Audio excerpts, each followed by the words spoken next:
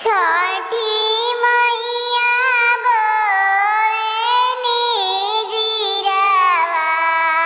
जीरावा उपजे धमाय जीरावा उपजे धमाय जीरावा के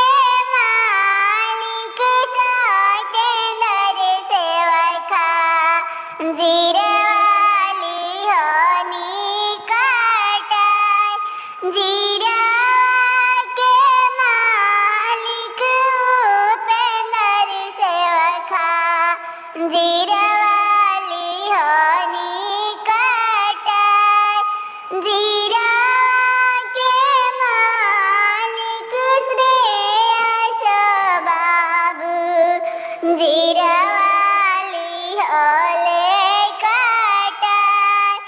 आमा डालेली खोइछा जीरावा जीरावा गमकत जाय आमा डालेली खोइछा जीरावा जीरावा गमकत जाय भाभी डालेनी खोइछा धनवा धनवा गड़त जाय धनवा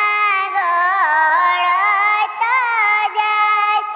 भैया दिहनी हंसराज घोड़ावा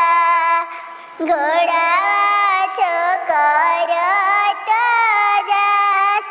छठी मैया बोइले जीरावा जीरावा उपजे धमाय जीरावा